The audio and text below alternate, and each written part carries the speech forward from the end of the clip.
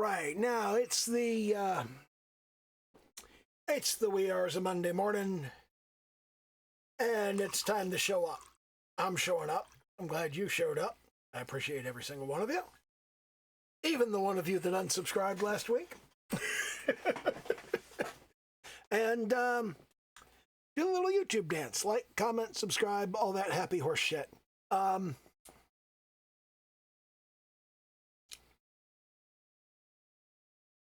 staring down the barrel of Silent Hill F at the moment. Because,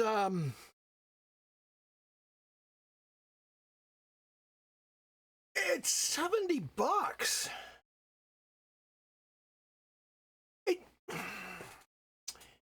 It's not that I don't think Silent Hill F is going to be worth $70. It's just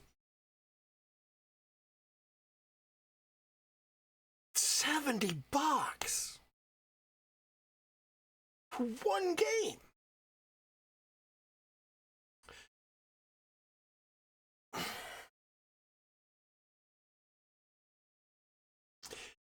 And I'm not as excited. I don't have as much faith in it as I do in as I did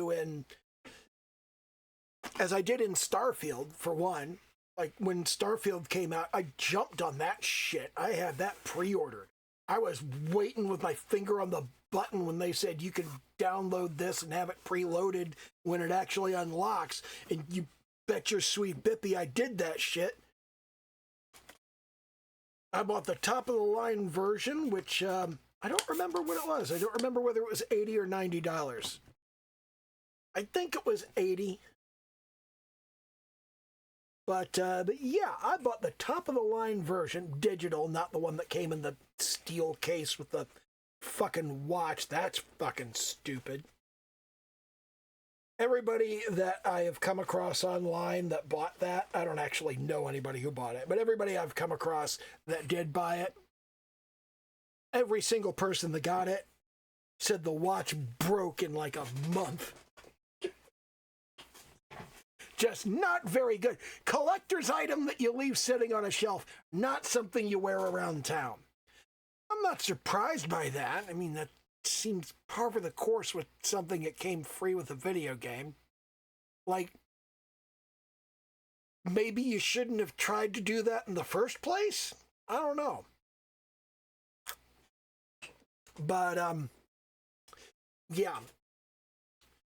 With Starfield, I jumped right on it because I trust Bethesda. I trust Todd Howard. I trust them absolutely 1,000 fucking %, and I was not disappointed. I was surprised. It wasn't the kind of game I thought I was going to be getting. It didn't have the features I thought it was going to have. It was different than I expected. But you can't compare the game you actually get to the game you made up in your head when you were wishing it would come out already. So, you know, I think the 7 out of 10 rating was fair. Because I think what we got would appeal to maybe 2 out of 3 people as a good game. So I think a lot of people bought it expecting, I think about 30% of the people that would be interested in a game like this would buy it and look at it and go, what's this crap? And I've seen a lot of people that just didn't get very far into it. Like, they spent a little while with it, and they went, there's a missing apostrophe in that dialogue, and now my immersion is fucking ruined. Wow, that's almost as stupid as the pronoun complaint, but yeah, sure, whatever. When the guy was complaining about that, he showed the dialogue and he was like, have they fixed this yet? Because that was the straw that broke the camel's back for me. And I'm like, environmental damage is like a critical gameplay element. That's not going to be fixed. He's like, no. They left that. They have a spelling error in the dialogue.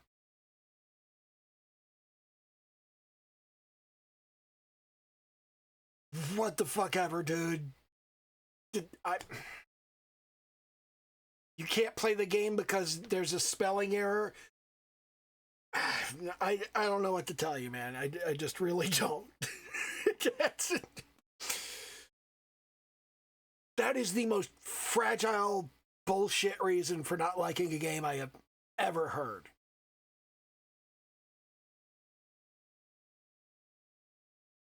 I mean, is it worse than the pronouns thing?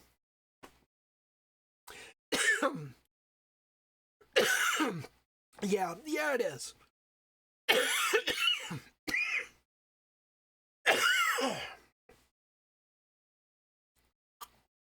Anyway, I have 1,000% faith in Bethesda. They've never steered me wrong. When Rockstar drops GTA 6, again, 1,000% faith. I will drop that I dropped that money on GTA 5, never regretted it. I will drop that money on GTA 6 and never regret it. Silent Hill?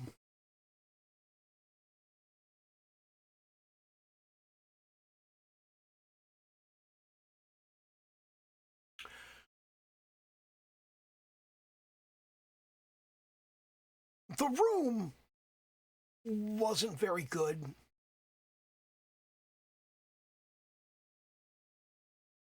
Downpour wasn't very good.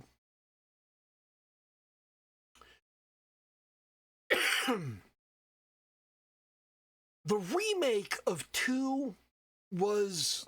I didn't play it. I saw a lot of the choices they made. I saw a lot of the things they did. It's questionable. It's questionable because some of the decisions they made and some of the directions they went, I think were a bad idea. They don't make it a bad game, but it's not as good as it was when it first came out on the PlayStation 2. And maybe it can't be because nostalgia. Maybe that's just the way it is. But you got all of that stuff, and then you add in the Silent Hill aesthetic is altered dramatically because it's more organic and based around spider lilies rather than industrial and based around rust and rot.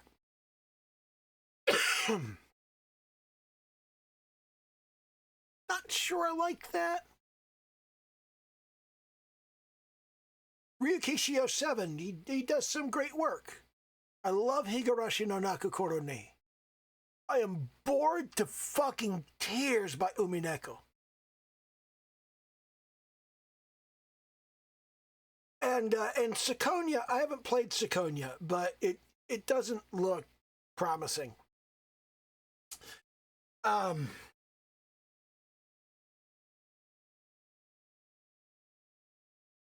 So while I'm very interested in Silent Hill F, and I really like what Konami has done previously in the series, I also have seen them drop some real fucking turds. And I've seen the direction that Ryukishi is going. Is it 07 or is it Zero Hana? Zero Nana? Hana is flower. Guess I was thinking about spider lilies. I don't know whether to pronounce that in English or Japanese. 07 is one thing. Zero Nana is another. Maybe that's a pun. I don't know. But he's gone in directions that I don't think are great. And I'm told that there's a lot more combat in Silent Hill F. And that there are much tougher boss battles in Silent Hill F.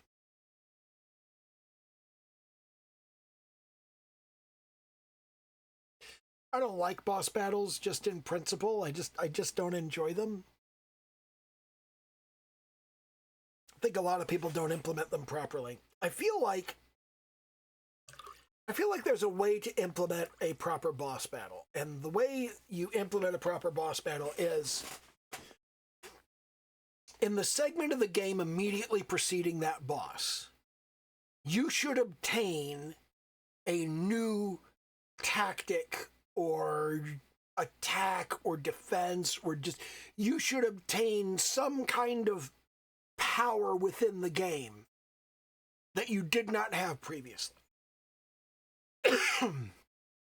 And when you get to the boss, you should have to use that power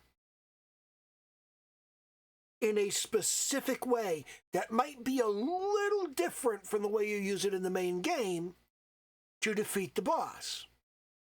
The boss there's a twist to how you use that ability that you got during the previous segment of the game. So the boss is like the ultimate test of using that ability. Through the preceding section of the game, you had to use this new ability to navigate the environment and to defeat enemies. And then when you get to the boss, now you have to think laterally about this ability and go, how can I think outside the box about this? How can I use this in a non-obvious way to defeat the boss?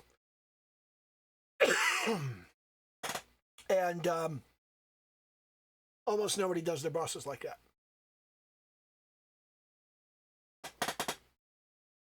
Instead, what I see a lot of people do with bosses is they say, the boss has a really, really powerful attack that will absolutely destroy you unless you understand the secret of how it attacks and how the attacks are telegraphed.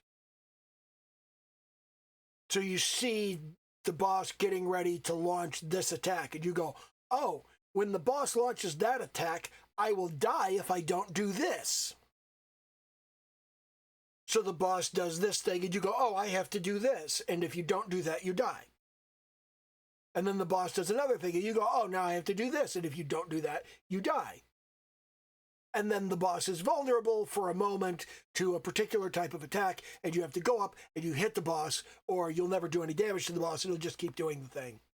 And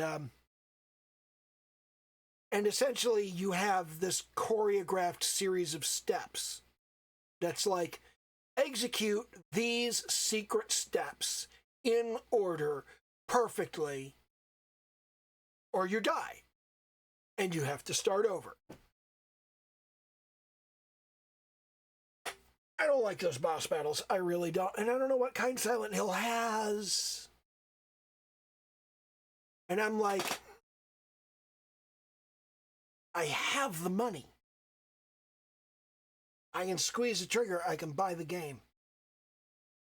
But I'm really just kind of... I'm choking on the $70.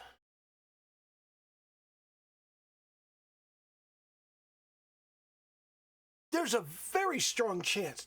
There's a very solid chance that Silent Hill F is good and I enjoy it and I'm happy to have paid $70 for it. However, the game has been out 2 days. And I already know people who have done their second full playthrough of the game.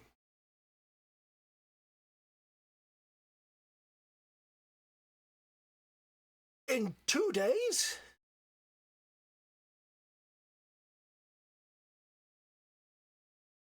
I've also read in reviews that Silent Hill F is the kind of game that you have to play through 3 times to get the full story. And I'm like,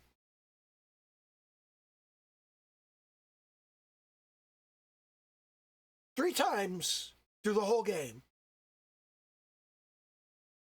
I mean, at this rate, people are going to be done with that by Tuesday.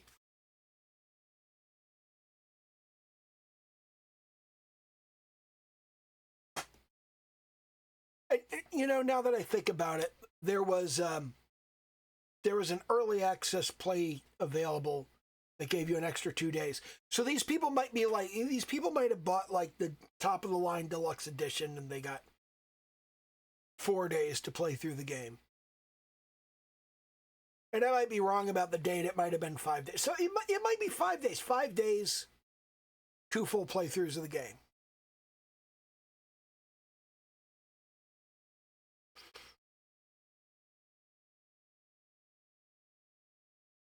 But it feels short. And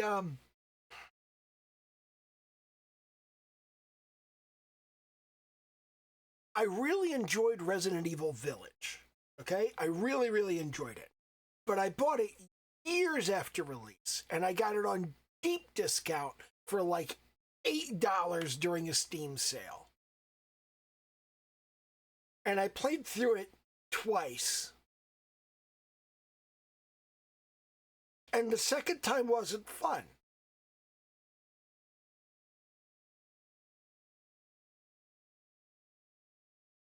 So I'm concerned. I mean, I think Silent Hill F will probably be fun the first 3 times through because, you know, you're learning the whole story. But I also think that once you've gone through it 3 times, probably not a lot of replay value. And I was very disappointed about that with Resident Evil Village, which, to be fair, is the first Resident Evil game that I looked at and said, okay, this looks like something I'll enjoy and I'll buy it. I tried the first Resident Evil. It was such absolute fucking garbage that I never touched another Resident Evil game until Village, which I think was 8.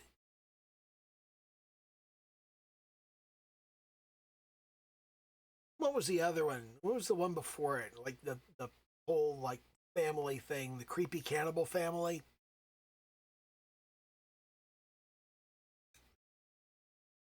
I kind of gave that one the eye and said, that looks like it might be good. And that one actually looks like I might enjoy it. But I bought 8, and 8,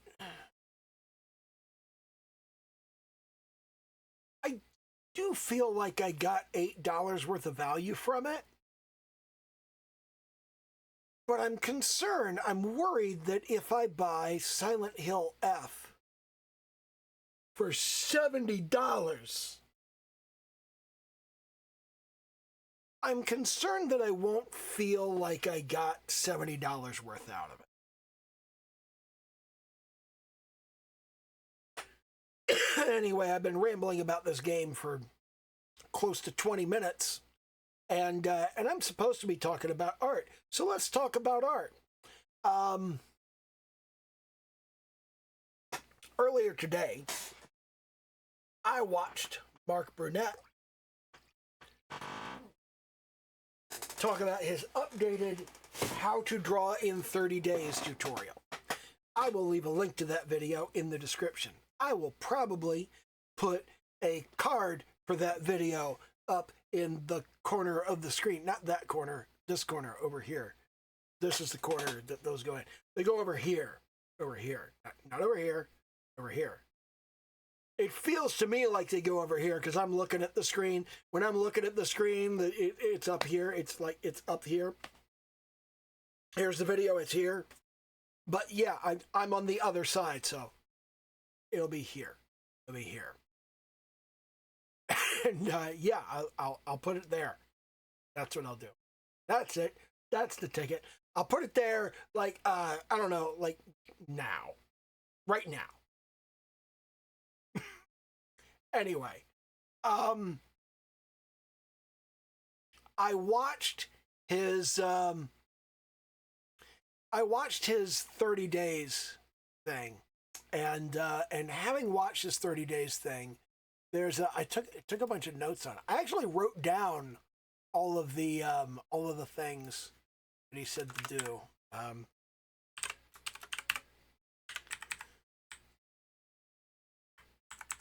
Let me get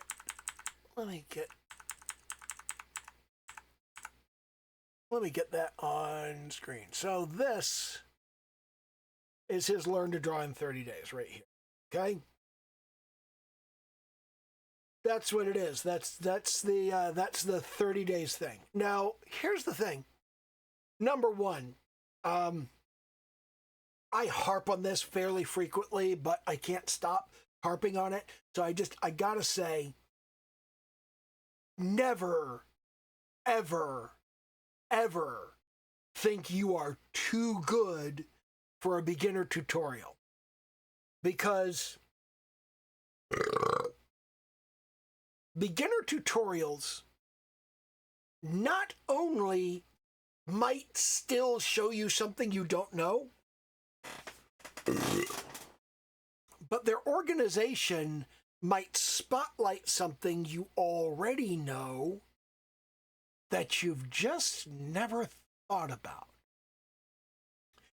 And I'll tell you like a deep magic trick, okay? A deep magic secret of learning shit.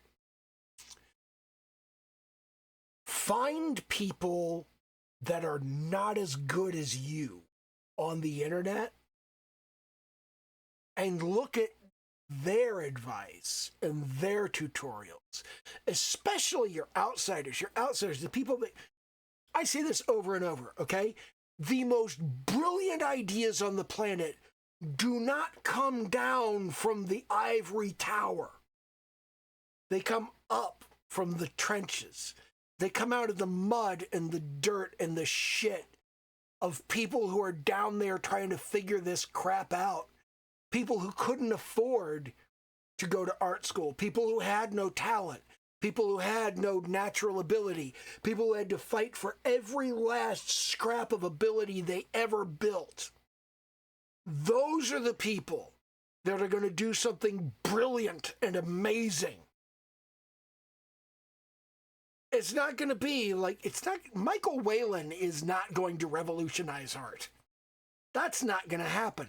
He's fucking amazing, but he's not going to be the one who does that.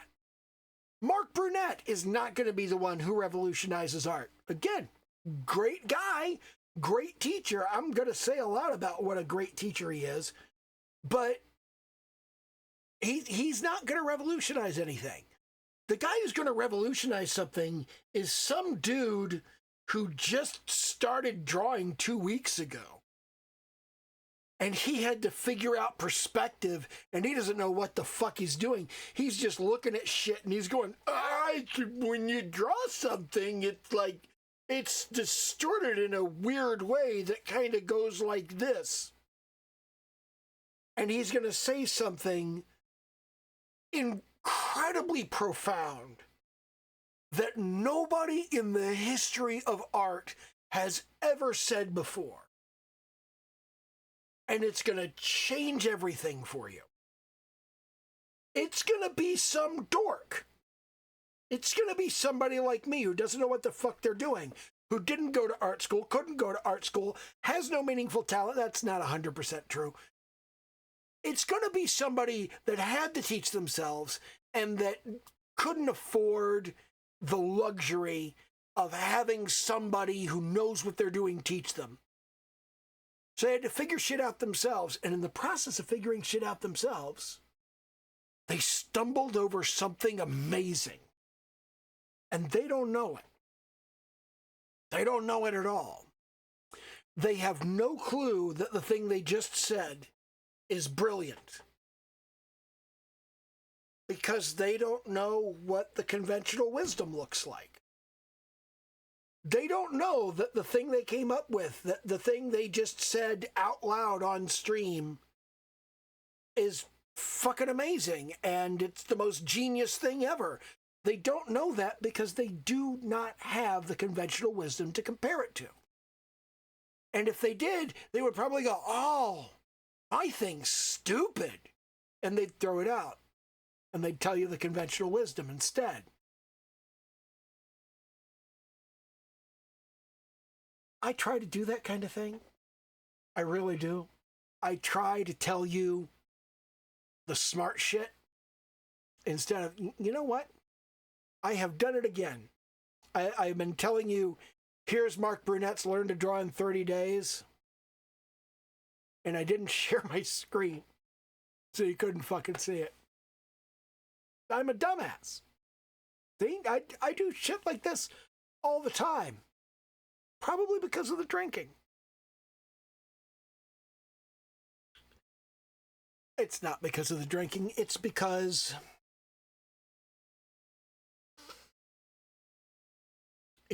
I'm getting old and I'm falling into the traps that I see other old people fall into. And I need to stop it. I need to stop falling into them. I know these traps are there. I know these traps are a problem. And I fall into them anyway. Because that's what old people do. And the particular trap that I fell into is presuming that what I thought I showed you is in fact what I showed you.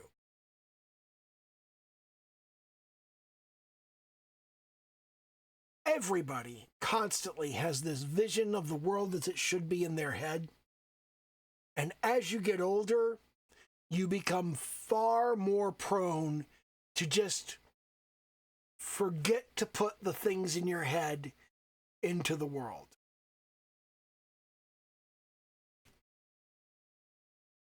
I see this with my parents all the time. They're 20 years older than me. Well, my mother's 19 years older than me. 19? 18. My mother's 18 years older than me. My dad's 20 years older than me.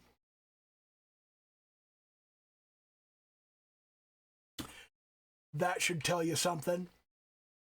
And I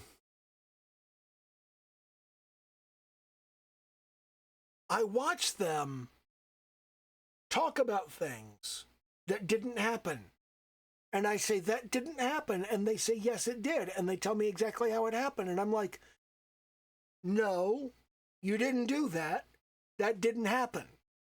They're like, yes, I did. I said the thing. I absolutely said that. No, I was here. I saw you not doing it.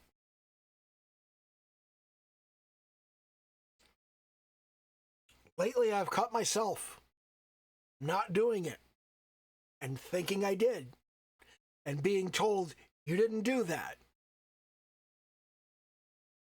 And I pause. I think, I, in fact, did not do that.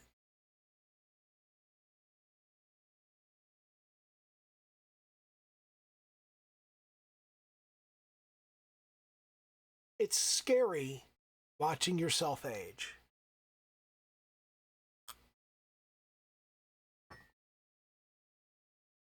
It's disturbing watching yourself do dumb shit that you have constantly railed about other people doing. And here you are doing it yourself. And not realizing that you're doing it.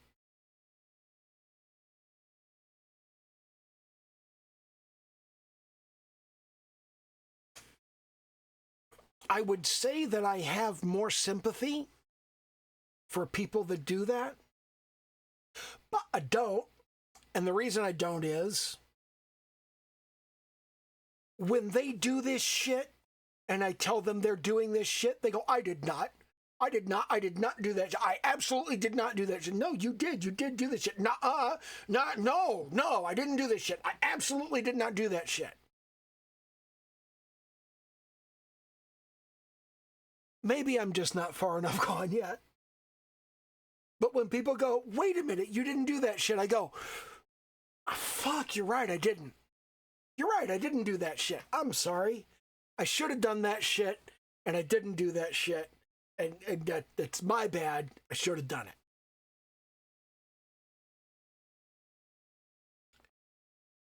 But I digress. Let's drag things back on track.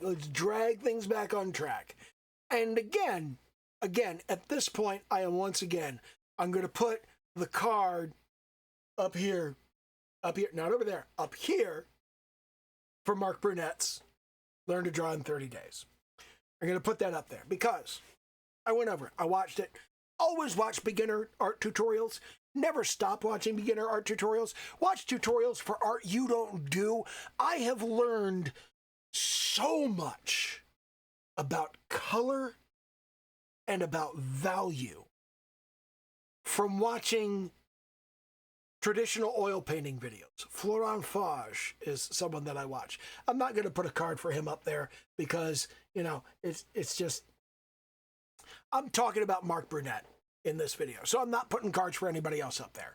I'm putting a card for me, and I'm putting the cards for Mark, and that's it. That's all I'm doing. So here's the thing. I watched the video of Marc Brunet's Learn to Draw in 30 Days, and I had an immediate takeaway. And that immediate takeaway is, hey, I can do every single one of these, and it's not a problem. Which means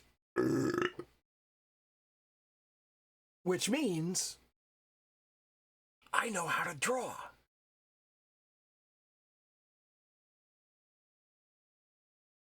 This is great for imposter syndrome. Watch beginner tutorials. Watch them. They're important. They really are. So I watched this video, and he said, here are the 30 things to do. You do this in 30 days. And here's one of the things that like really struck me, okay? Well, there were a couple of things that struck me. One of them is Mark is very explicit about subdividing.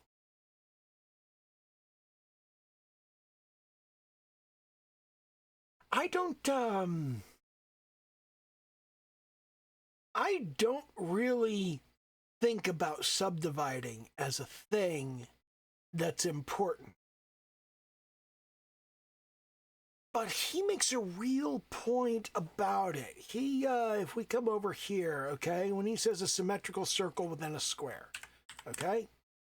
A symmetrical circle within a square.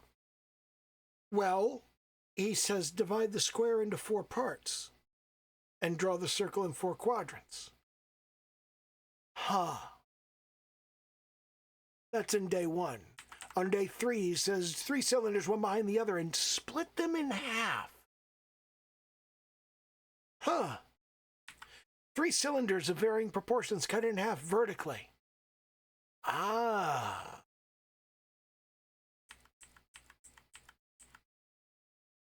A sphere, cylinder, and box, then they're halves. 3 cylinders with varying levels of bend, and he subdivides them. His example, he subdivides the cylinders. And then you get to a box and chop off the side corners. A burger made out of 2 half spheres in a cylinder. A beveled box and cut a square hole through it. 3 cups shaped in a square, a cylinder, and a sphere. And this one really that hit me. So I looked at that and went, 3 cups. Cups are hollow. A simple totem with extruded faces. A box and cylinder from different angles rotating in space, not so much. Rudimentary house or garage with an opening going through it. Cup of coffee with a marshmallow floating. He's hitting very specifically on concave and convex forms. He's not calling them out, but he's telling you to do them.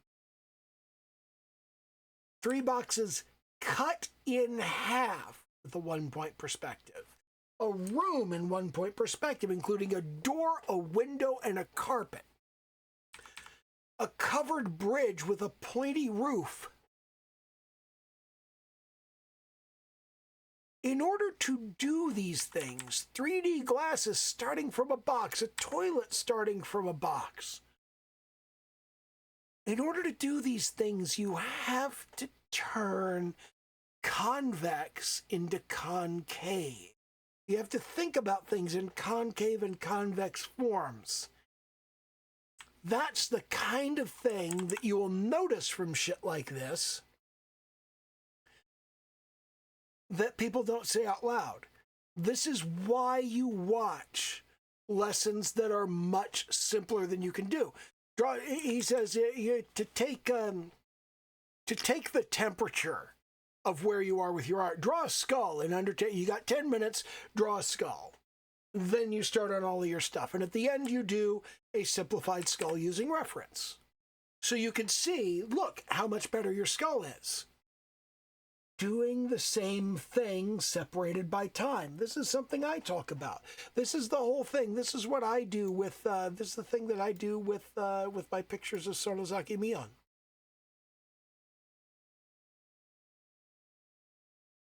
Where the fuck is it? Yeah, Mion 2, right here. That's the same thing I do with Sonozaki Mion. Is I try to improve my ability to duplicate the original. And I do that over and over again. And we are, in fact, I think we're getting to a point where I need to think about doing this again. I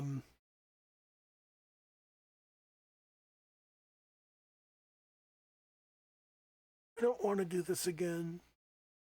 I don't feel like I'm getting better. I know I am getting better. I know, like, objectively I can look at that and say, I did better. Yeah. This is from May 18th. It's been 4.5 months. I should think about doing that again. Anyway, let's cover it up so I don't have to look at it. Hey, you want to see some real progress? Let's jump back. Let's jump way back to the 7th of July, 2021. Are you ready for this? Are you ready? Okay? Okay, brace yourself. All right? Seriously, brace yourself.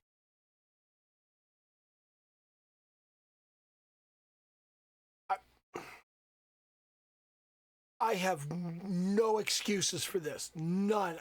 I really... What the entire fuck? Yeah, we're going to pretend that doesn't exist. Anyway, so Marc also has a different video. You know, actually, before I talk about his different video, I want to say one specific thing in particular about this video, the Learn How to Draw in 30 Days, that I went through and I was like, I know how to do all of this. I can draw a skull. I'm good at drawing a skull. I can totally do that. Like, I can do every single one of these things, and it's fucking trivial.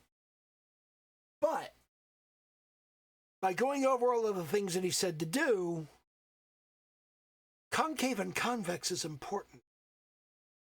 Subdivision is important. I can do everything on this list, no problem, but number one, Marc correctly identifies something that I have frequently held up as the fucking master key to learning everything. Your brain is an electrochemical engine. The electro part happens immediately. You could blaze through 10, 15, even, I mean, for God's sake, none of these would take more than 2 or 3 minutes for me. I could do this entire list of exercises in a couple hours. In one fucking sitting, I could do all of this. But I wouldn't learn very much. Marc Brunet is smart enough to recognize that while you can cram a huge amount of knowledge into your brain on any given day, at any given time, processing and retaining that knowledge is the chemical part of your brain, the electrochemical engine. Chemical reactions take as long as they take, dude. There's a speed at which a solute will dissolve in a solvent, and that's it. There's an amount of salt you can dissolve in a certain amount of water, and that's it. When you're trying to make crystals,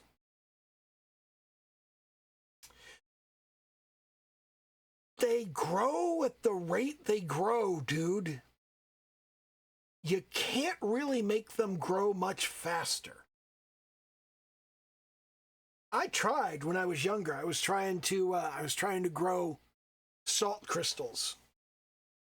And you're supposed to make a supersaturated salt solution. And then you're supposed to leave it sit so that the salt will crystallize out for several days. I didn't want to wait for it to crystallize out. So what I did was I microwaved the solution and put it in the freezer, and microwave the solution and put it in the freezer. And I did this over and over until the glass shattered and it made a mess.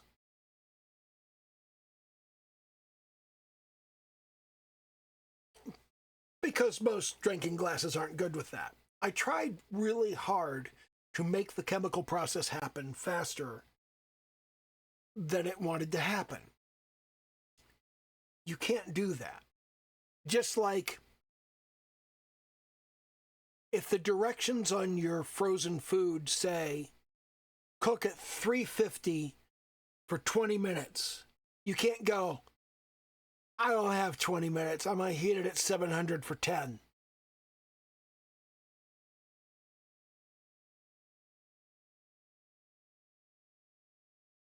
Everybody needs to learn to cook, because wrapped up in the idea of cooking is an understanding of chemical reactions that is critical for everything. Chemical reactions take as long as they take.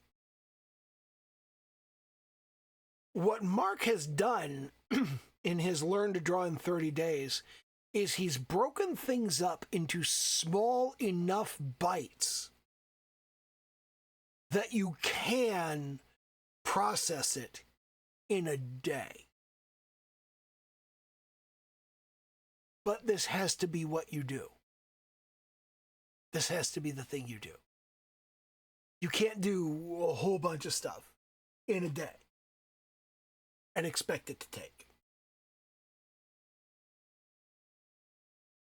So he's actually done a good job on that, because the chemical part of your brain needs to do the processing and understanding.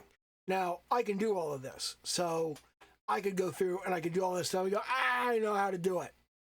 But realistically, it would be better if I just did one a day, going down the list. And I'm debating whether I want to do that. I really am. I'm debating whether I want to just go ahead and do Marc Brunet's Learn to Draw in 30 Days over the next 30 days. Because I got a month that I'm doing these videos. I got 5 weeks, actually, a little over a month. And then I go to Monday, Wednesday, Friday, and everything's regimented and whatnot. So this would fill that 30 days. But Marc doesn't just have this. He also has how to draw characters in 30 days. Now, this, like his other list, see, here's the thing about Marc's lesson plans. I have been a person whose day job, whose career, whose source of income was the design and construction of training and development courses for corporate professionals. And Marc's lesson plans are excellent. They're not impossible to improve, but the improvement would be minimal. Like, he's hit every single major element of how you design a lesson that will actually teach people, that people will actually learn from. He's done a great fucking job on all of these, and I'm honestly impressed. So I looked at his How to Draw Characters in 30 Days. I can do all of these, but not as well, not as easily. This is something that I would probably gain a lot from doing over the course of the 30 days. And I will, of course, put the card for his thing over here, not over here, up here. Put it up there, way up there. It's much easier when I'm in the corner. It's up there. Yeah, I'll put a card for that. This looks like something I would benefit from. Anyway, I can do all of the stuff. I'm just not especially good at it. And looking at it, I went, Number one, I can draw. Number two, I can draw characters. I'm just not very good at it. Oh, that's true, isn't it? I can draw characters. I'm just not very good at it. Awesome. And then I saw he had another one that was how to draw faces in 30 days.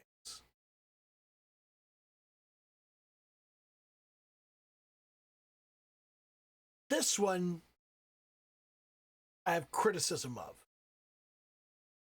And the criticism I have of it is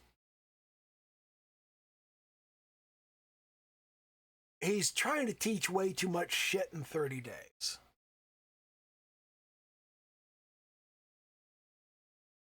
I don't think this works very well, but it's not because he's constructed the lesson plan well. He's done a good job of turning this into a 30-day lesson plan. I just don't think the face fits in 30 days. I think maybe the head straight on is 30 days, and the head in profile is 30 days, and the head in three-quarter view is 30 days. Maybe a 90-day program works well with this, but I don't think 30 days works with faces. I can still do most of this. Not all of it, but most of it. And the big thing I look at it is like, draw the facial features. I'm not good at the facial features. I'm not good at portraits in particular. And I don't know. I feel like shit. Typo in here. This one, I feel, is the one that would probably benefit me the most to go through, but at the same time, I think it's way too much shit to cram into 30 days. And I'm looking at these and I'm thinking, oh, did I put the card for faces? I'll put it up there.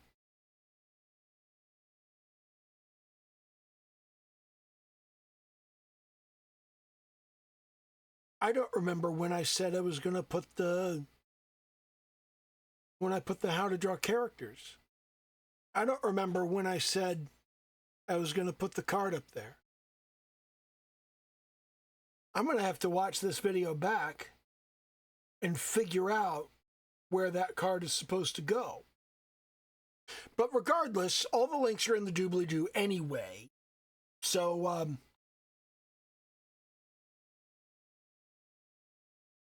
all of these lessons plans are excellent lesson plans. I think the Learn to Draw Faces is crammed into way too small a space. I don't think it fits very well in 30 days, but maybe I'm wrong. I don't know. And I've been looking at these three things and I've been going, the learn to draw bit would take like 2 minutes. The learn to draw faces bit, that would take like 5-10 minutes. The learn to draw characters thing would take an hour at most.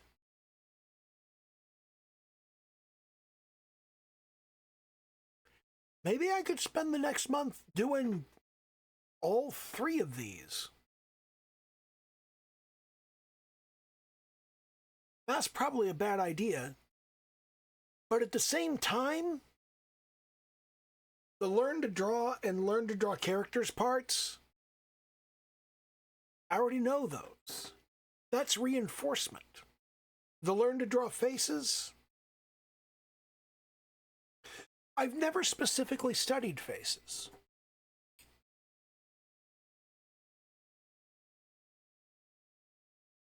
So I don't know, maybe I should do that.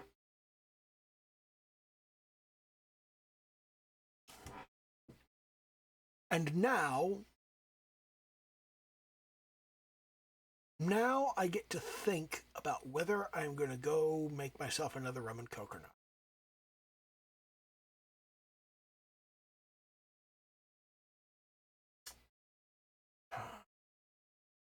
Oh, who the fuck am I kidding? Of course I'm going to make another rum and coke.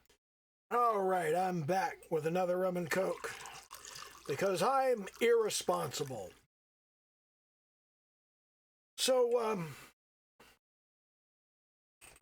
anyway, I'm looking at these things and I'm thinking, you know, maybe I should go through and do them because I've got this month to go. And I'm not sure whether I'm not gonna make a commitment to it, but I am thinking about it. It is a thing that I'm thinking about. And I'm not affiliated with Mark in any way. Clearly, he doesn't like sponsor me or any shit like that. But as a professional who built lesson plans for education, he does a really good job. So chances are very good that his full-scale program is an excellent program and absolutely worth what you would spend on it. So, you know, anyway.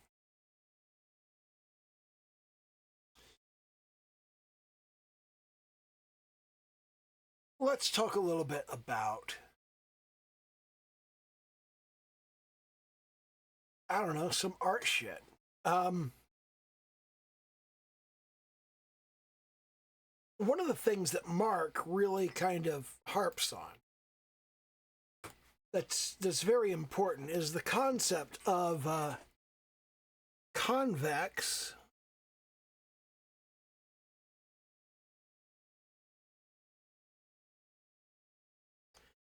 and concave.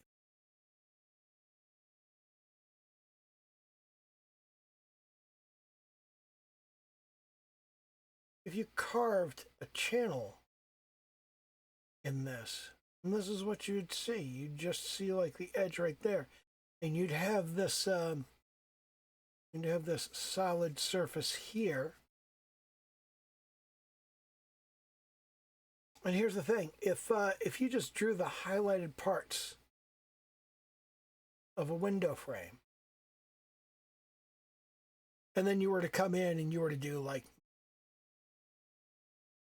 shaded parts, just that simple difference between convex and concave,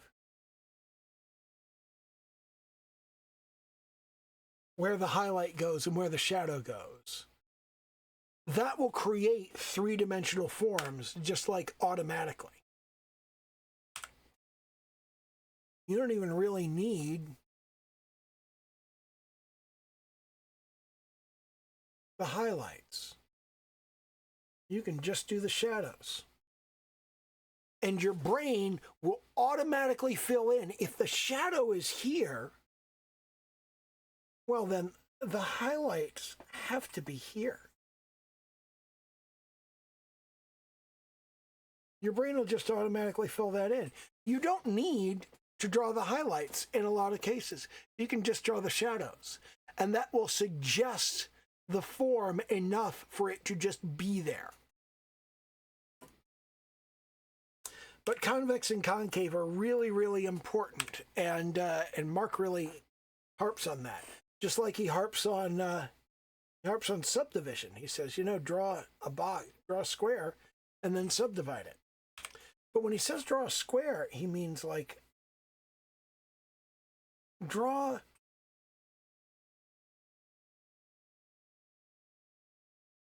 something that's the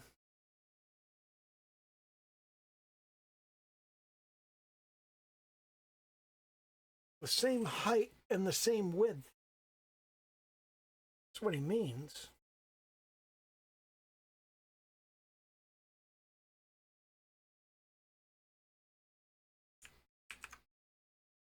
How well did I do here?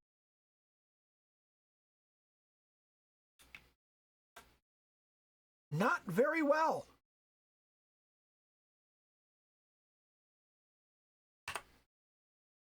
You know what? I think this was actually closer.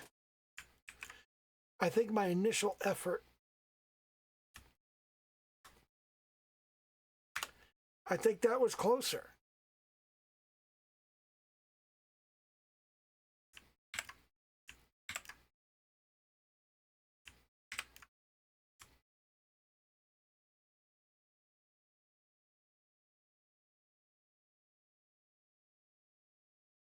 If I line up the corners there, how does it come across? Pretty fucking close. I second guessed myself and it wasn't as good. Subdivide it. Draw the circle.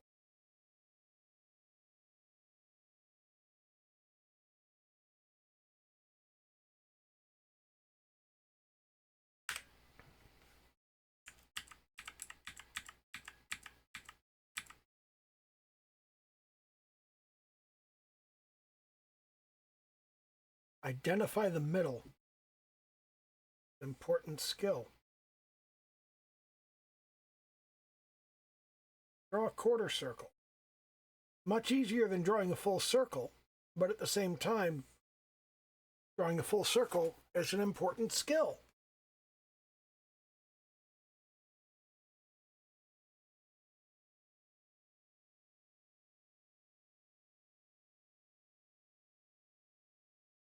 It's important to know how to draw a circle. And he has that in his drawing course. One of the things that he has there is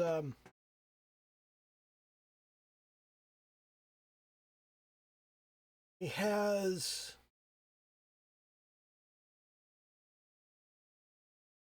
single stroke circles right there.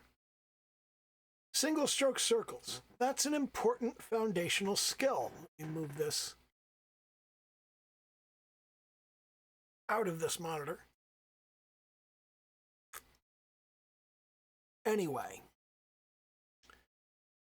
he's got a lot of foundational skills in there that relate to subdividing and to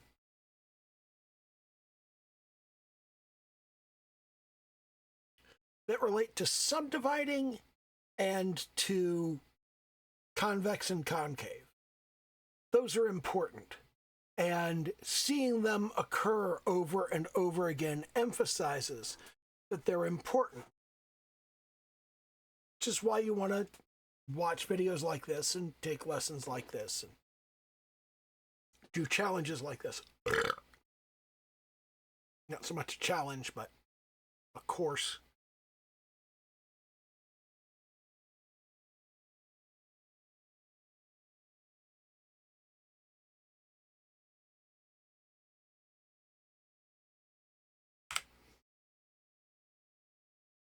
It's the other thing that he wants you to do.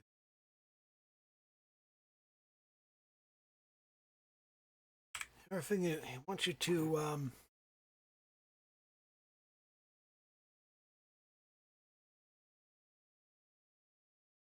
character drawing, full body, no tracing, box and sphere cut in quarters. And box and sphere cut in quarters. There's the sphere.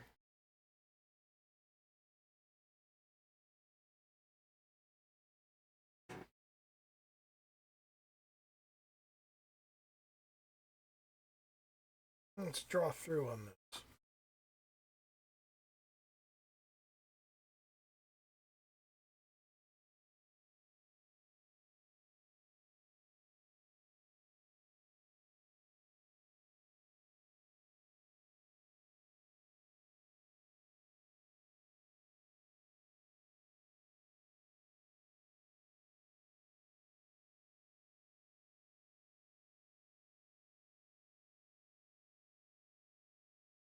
That's about right. And a box cut in quarters.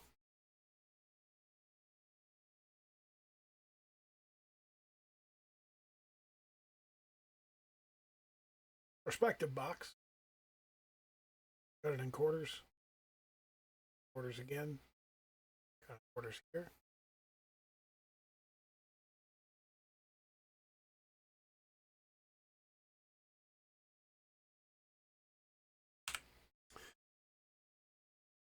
And the other one was character drawing, full body, no tracing. But that's from reference. And I don't want to do all of that right now.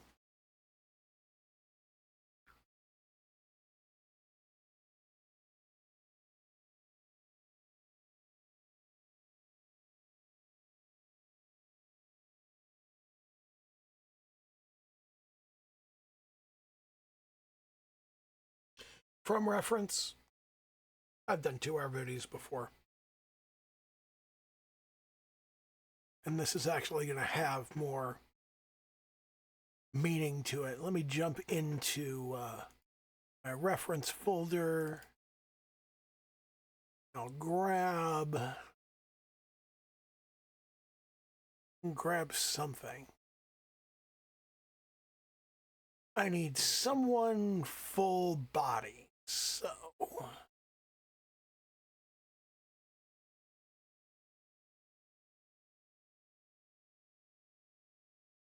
got some reference sheets in here.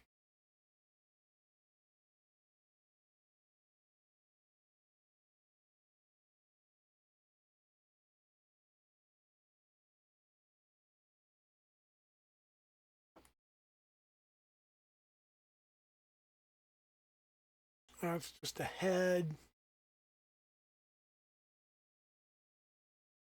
Not complete. Also not complete. Well, that one's complete. There's a standing view. I'm looking these over and I'm not sure.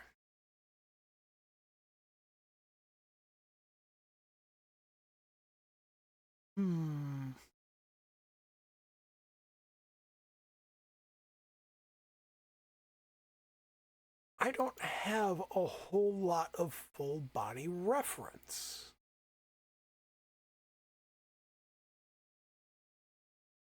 That's odd. Why wouldn't I have a lot of full body reference? Here we go. Kota Akari from Girls High. I'm going to bring that into reference. There we go. I guess we're gonna have to. Expand it somewhat. So let's do that. So here we have Kota Akari, and all right, we're gonna do that, and then we're gonna come over here. We're gonna go. I don't need all of this information that's on here. So what I'm going to do is get her to the right height. I'm going to get her all the way on paper. And then I'm going to come over here and I'm going to make a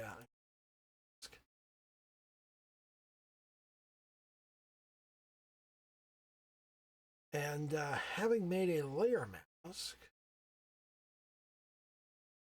I'm going to, I don't know what I'm doing here. So I'm going to do a rectangle select there.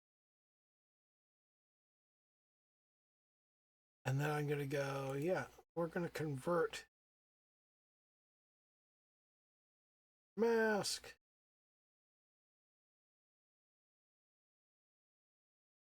Oh, hold on. Get rid of mask. So layer mask, mask outside selection. There we go. So there we go. There's Coda Akari, and no tracing, but from reference. What we're going to do is we're going to come up here and we're line art layer, and we're just going to go, okay. We're going to start with the waistline right here.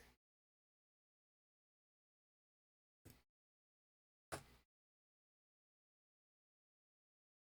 going to start with the waistline. So here's the waistline right there. Got the skirt right here.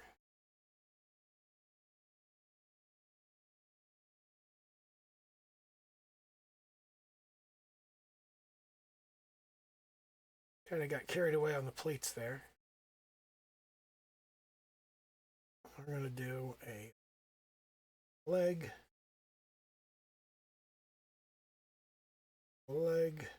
shoe.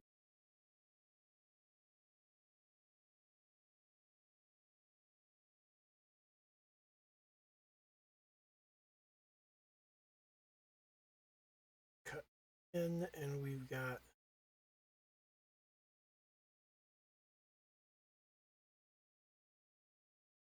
that doesn't look right.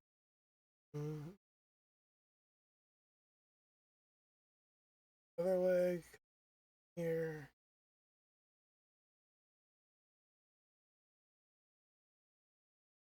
Shoe. We're working from reference. I'm just kind of copying the reference and not worrying overly about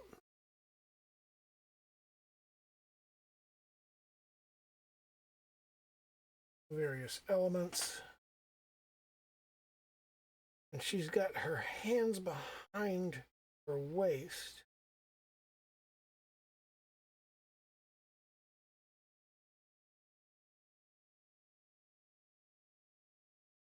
That's way too far.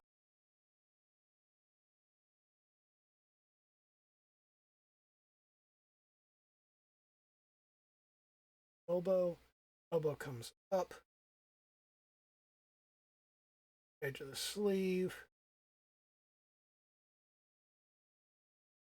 Other edge of the sleeve. There's the seam of the sleeve down there.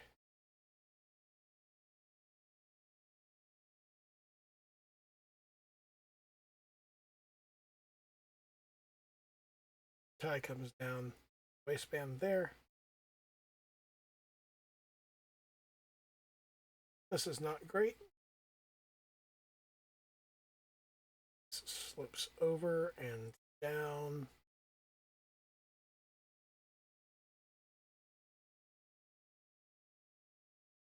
Pops out there.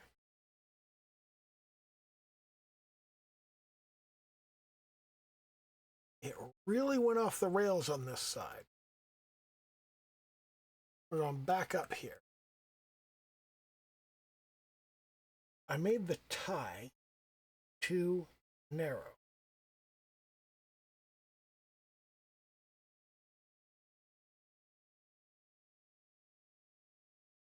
Now it's not in the center.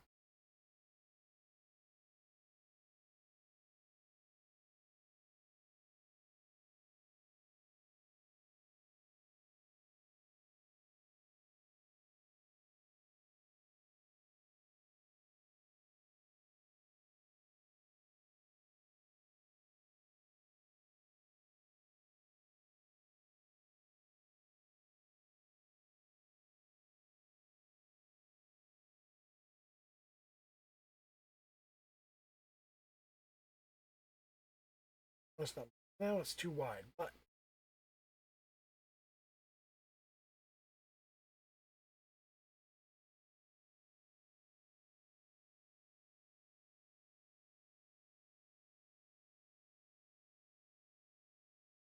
out, goes in, up. I am not doing a great job on this. Maybe I really need to do this character thingy.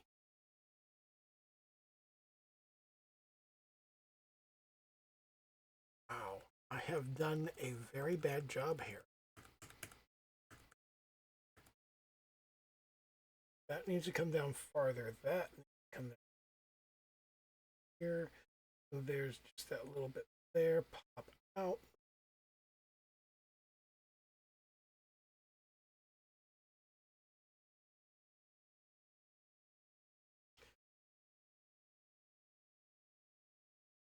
And come out. Down. Edge of that. And there's that.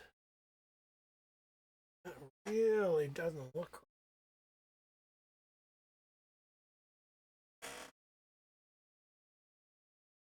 That's not far enough out. This needs to be substantially farther this way.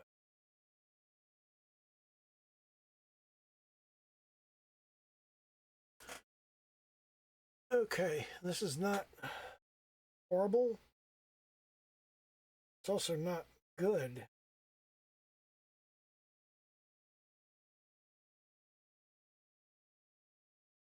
There's a pocket here.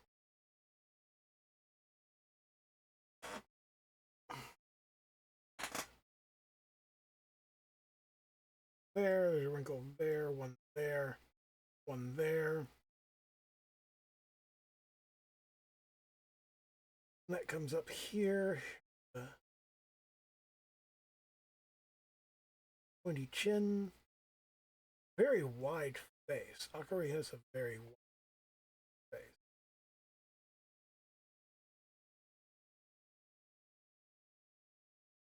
I have never drawn with an Akari before. This is horrible.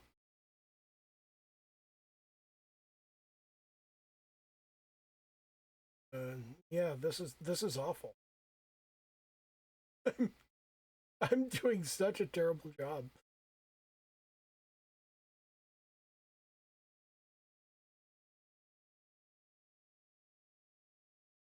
Oh man, this is, yeah. I think I need to go through this course. This is a thing that this is a thing I actually need to do. Like I actually do need to.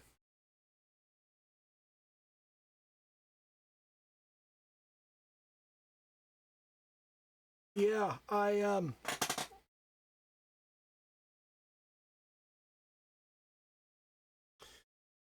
yeah, I think maybe I'm doing Marc Brunet's Learn to Draw Characters course because this is awful. This is terrible. That is embarrassing. It's also 15 minutes and not the hour he says that you should put into it. That, yeah, that's bad.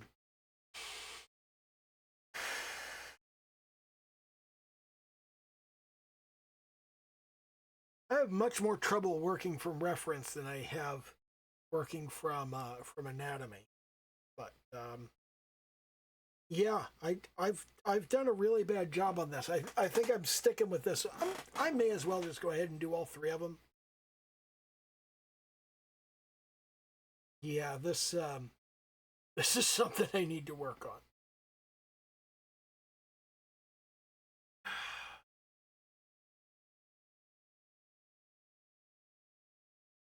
Am I just fucking delusional to think that I'm any good at this at all?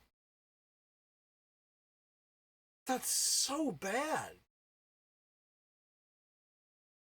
That's so very, very bad.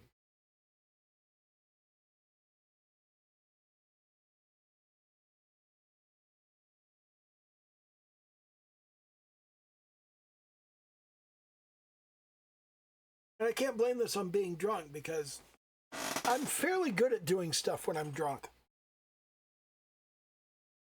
I'm a high-functioning alcoholic. Not to be confused with an alcoholic functioning high, which is a whole different thing. But, yeah, that's bad.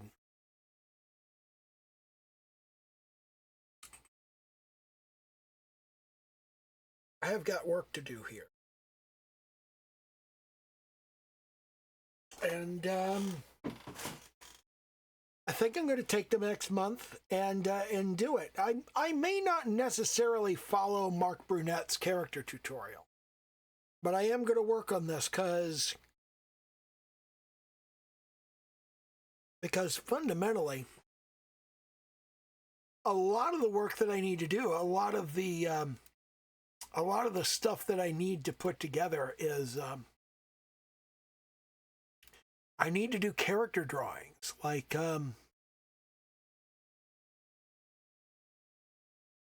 I've got these 10 characters that need to be drawn in multiple outfits. And what is going on there? Oh, that's a bracelet. That's a bracelet kind of thing right there.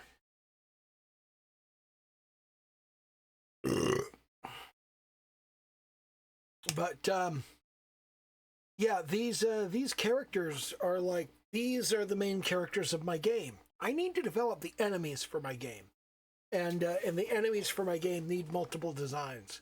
And I've had too much to drink, and I need to go pee, so I'm gonna pause for a moment. I will be right back. Okay, so yeah, I'm back. You don't have to announce you're back when you come back. If you pause the video and then you come back and unpause the video, you don't actually have to announce I'm back because everybody knows you're back. I mean, here you are, back. That's dumb. Anyway,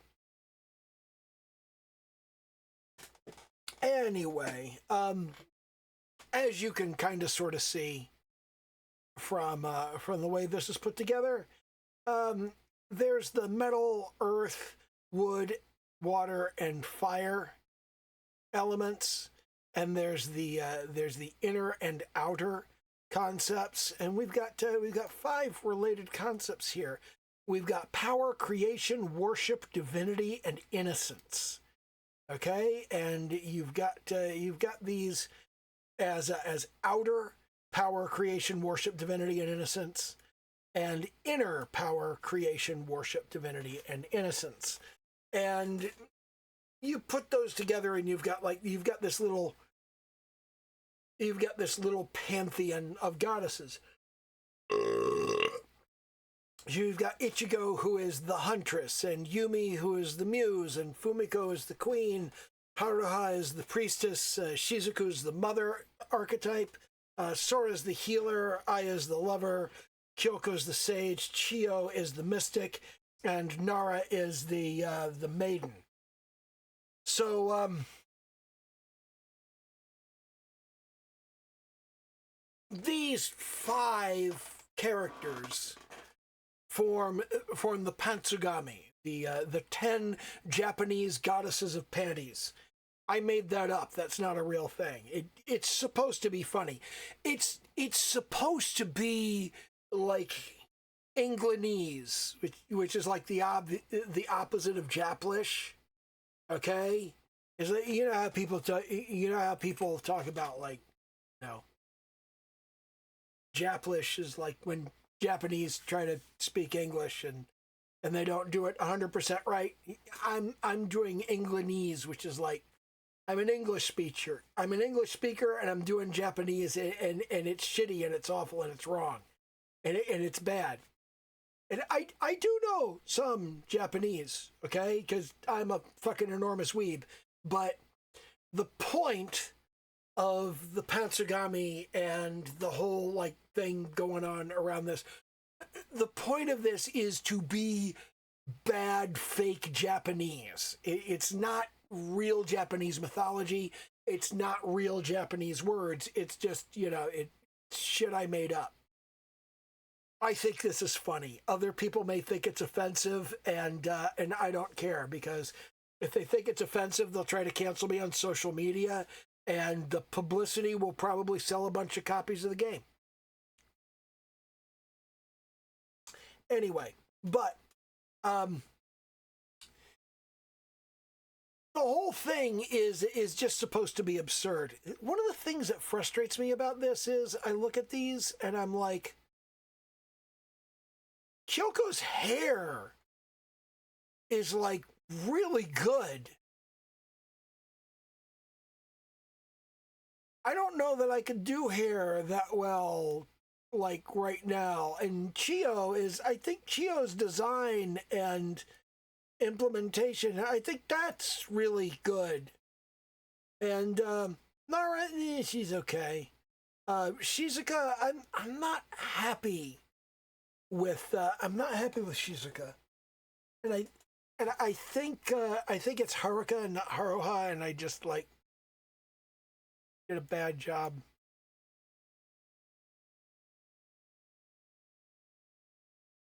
I think I just did a bad job writing it. I think it's supposed to be Haruka, but yeah. Then Fumiko is the queen archetype, and Yumi is the muse archetype.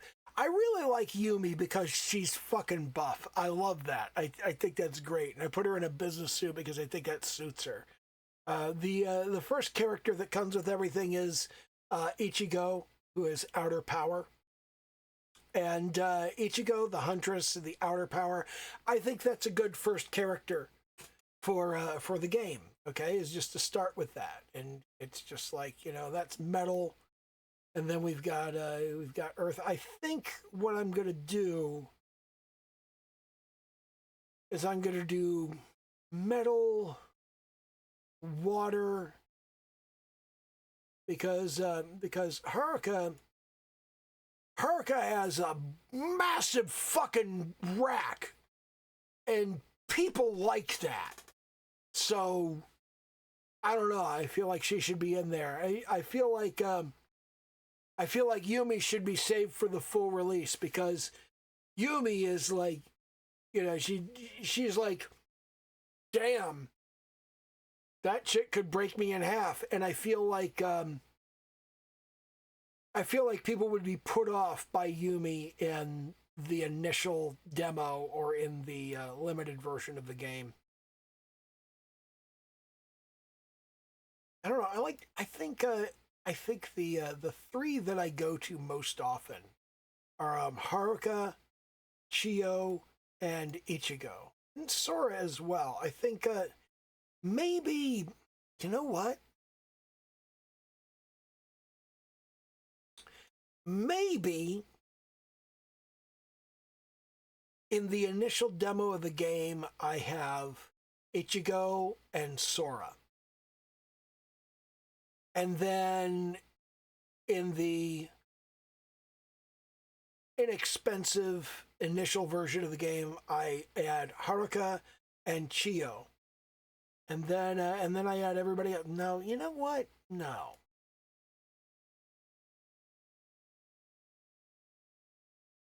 I think we do Ichigo and Sora in the demo, and then we do Fumiko and Kyoko in the limited version. So we've got 2 levels in the demo and 4 levels in the limited version, and then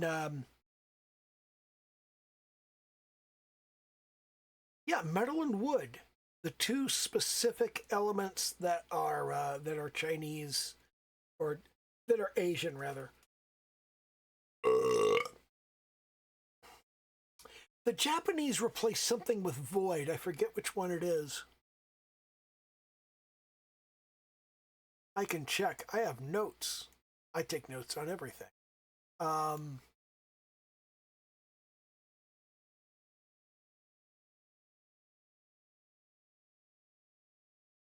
Let me go to my notes on these. It's void takes the place of wood. So void ends up in the place of worship. That's pretty good, actually. That works.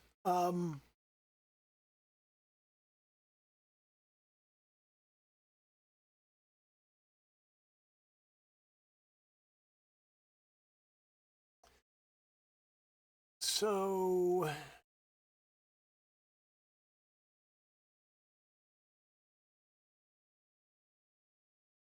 most often translated as void, but also meaning sky, heaven, or environment.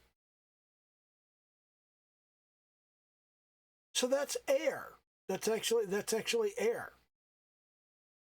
Earth, air, water, fire, and metal. The Chinese have wood, and the Japanese replace that with air or sky.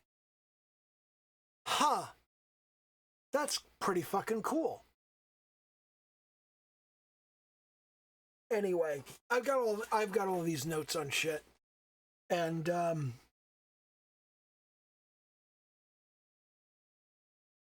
think metal and void are good initial.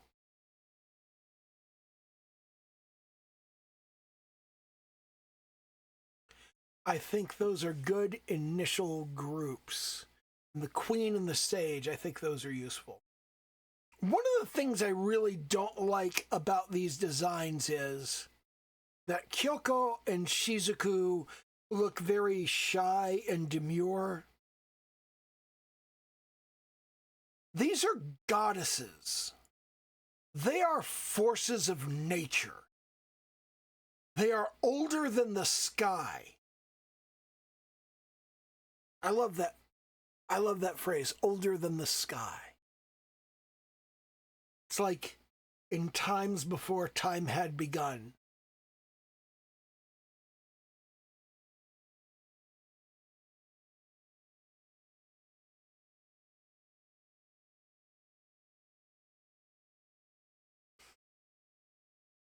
I have all of these character designs I need to do. I have 10 character designs that I need to do, and all of them need 10 different outfits. That's 100 different outfits and poses. That's a fucking lot.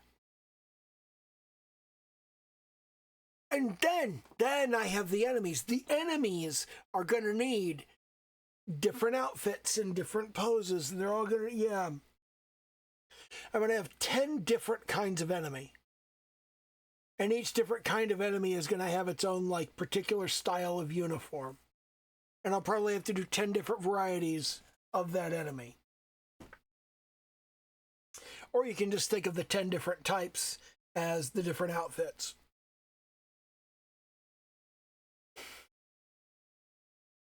So it's like 100 goddesses and 100 enemies. And I still haven't decided whether I'm doing bosses.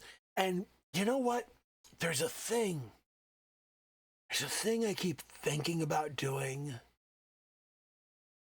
with these, with the goddesses. And the thing I keep thinking about doing is underscoring that these are not human beings. They are eldritch horrors. And I've been thinking about having a special attack, a special kind of power move that you can pull out every so often. And I want that power move to be something horrific. Like some kind of transformation or fucked up weird power.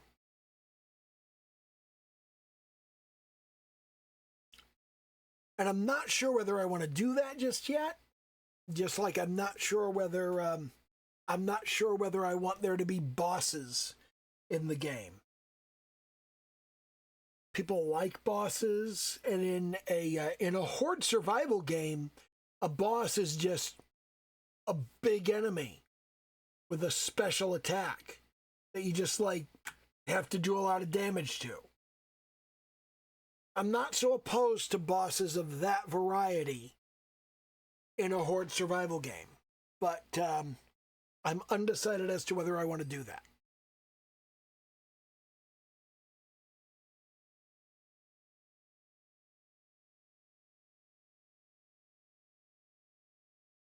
I really like Haruka's hair, too. I think I did a good job on her hair.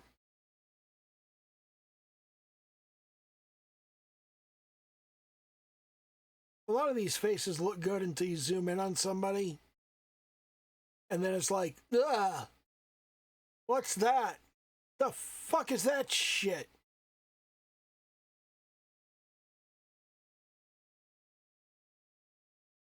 Aya was the first one that I drew.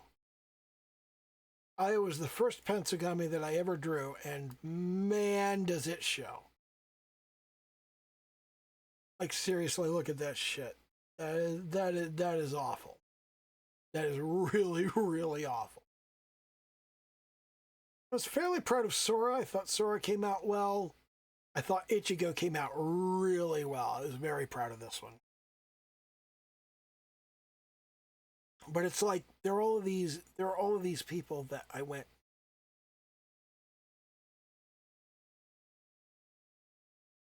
yeah, look at that hair. I did a good job on that hair. Look at Kyoko's hair again. Like, look at Kyoko's hair again. Look at that. I feel like I did a really good job on this. And I didn't do a very good job on anybody else. I feel like I did a good job on the eyes, you know? It's just...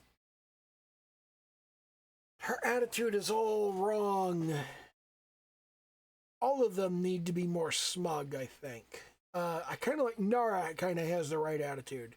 Kyoko, not so much. Shizuku up in the corner, yeah, she's definitely got the wrong attitude. But at the same time, she's the mother archetype.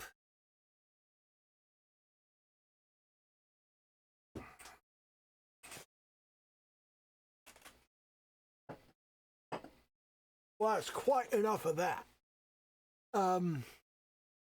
Yeah.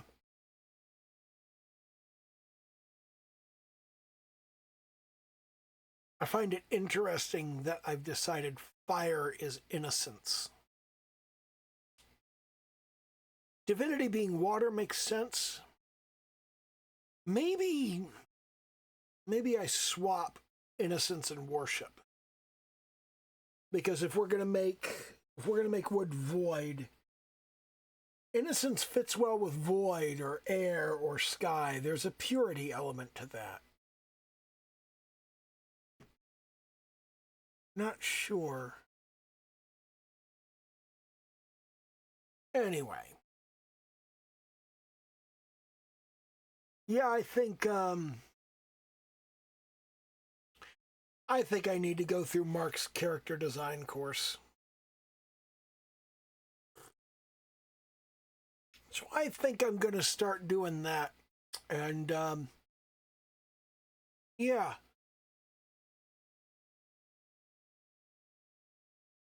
Yeah, that would be a good idea, I think.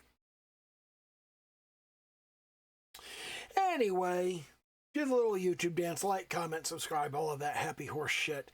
And okay, bye.